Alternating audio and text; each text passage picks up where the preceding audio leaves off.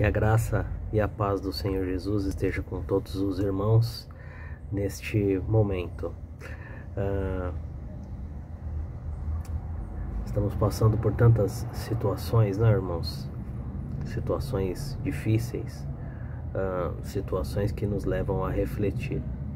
Hoje, dia 16 de fevereiro, nós acordamos com a triste notícia de que lá em Petrópolis, no Rio de Janeiro, muitas vidas foram perdidas, por conta das chuvas, né? Muitos desabamentos, muitas famílias desabrigadas, e isso acaba entristecendo muito o nosso coração. É claro que isso não é nada novo, né? Já aconteceram outras tragédias lá em Petrópolis. Em 2011, mais de 1000 pessoas morreram, também em algo parecido. E nós oramos por aquelas famílias que perderam os seus entes queridos, que ainda estão aguardando para que possam ser resgatados em meio aos escombros. Uma grande tragédia. E tantas outras coisas que nós temos vivido e acompanhado no decorrer de toda essa pandemia que tem nos entristecido. Nós temos que olhar com esperança para o nosso Deus, que é o Deus da esperança. Eu quero então compartilhar com os irmãos o texto de Romanos capítulo 12, verso 12.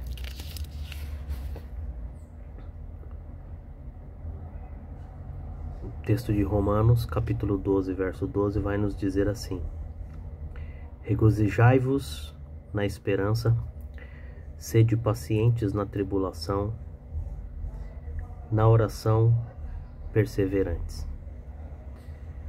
Regozijai-vos na esperança, sede pacientes na tribulação, na oração perseverantes. Esse é o conselho dado pelo apóstolo Paulo, inspirado por Deus, para a nossa vida. Sentir alegria na esperança. Regozijai-vos na esperança. Nós bem sabemos que a nossa esperança só pode vir de um local, só pode vir do alto, só pode vir de cima, só pode vir de Deus. Não podemos confiar em pessoas, em sistemas, em políticos, ainda que tenham boas intenções, não é possível confiar. Ainda que encontremos pessoas de bom coração, ainda assim não é possível colocar todas as nossas esperanças nessas pessoas. Nós precisamos colocar a nossa esperança no Deus da nossa salvação. Por isso o apóstolo coloca: regozijai-vos na esperança. É uma virtude, na verdade, né? Que acaba se tornando indispensável na vida daquele que crê. Para que nós possamos crescer na nossa fé e na nossa esperança, nós não podemos nos esquecer de quem é o autor da nossa esperança. O apóstolo Paulo vai dizer em Romanos 5, verso 2 até o verso 4, Romanos 5, verso 2 ao 4, diz o seguinte: por intermédio de quem obtivemos igualmente acesso, pela fé, a esta graça, na qual estamos firmes e gloriamo-nos na esperança da glória de Deus. E não somente isto, mas também nos gloriamos nas próprias tribulações, sabendo que a tribulação produz perseverança, e a perseverança, experiência, e a experiência, esperança. Ora, a esperança não confunde, porque o amor de Deus é derramado em nosso coração pelo Espírito Santo, que nos foi outorgado. Então, irmãos, ainda que tenhamos que passar por tribulações, nós vamos passar por esses momentos com um coração grato, porque nós vamos entender e compreender, ou vamos nos alegrar diante daquele Deus, diante do Deus Todo-Poderoso, que é amoroso e que cumpre as suas promessas. Então, esperança é aguardar com paciência no Senhor, mesmo passando por provas. O texto, então, continua dizendo de Romanos 12: sede pacientes na tribulação. Temos que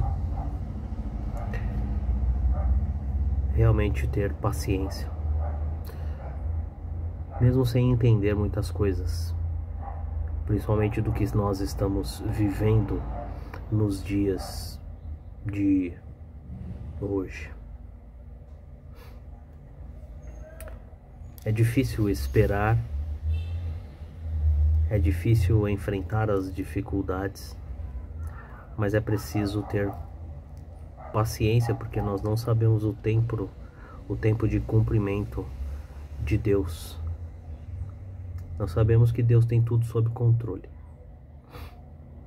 mas nós não sabemos a hora que Ele vai agir para nos tirar de toda esta situação calamitosa que nós vivemos nos últimos tempos, nos últimos anos. Mas o fato é que as tribulações nos levam mais próximo de Deus, nos aproximam de Deus, nos fazem refletir mais a respeito das coisas de Deus, nos fazem abrir o nosso coração para as coisas que vêm do alto. As tribulações não nos deixam sair dos propósitos de Deus. Pelo menos essa é a minha expectativa e a minha oração para com relação à minha vida e à sua vida. Que todas essas tribulações que estamos vivendo nos últimos tempos possam servir de amadurecimento, Possam servir para que a gente possa ter alegria mesmo diante dessas tribulações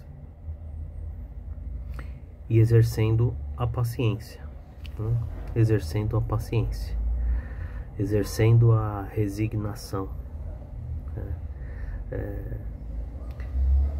exercendo a perseverança de continuarmos prosseguindo para o nosso alvo.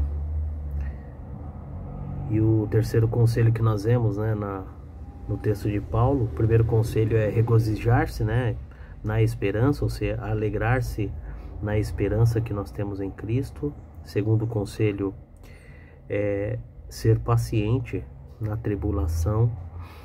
E o terceiro conselho, na oração, perseverantes.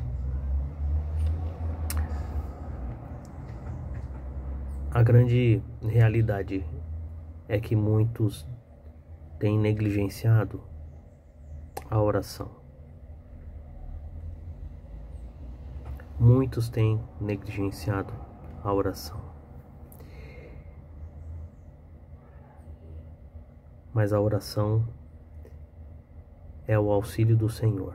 É quando nós nos derramamos diante do Senhor, colocando as nossas dificuldades, colocando a Ele tudo que vai no nosso interior.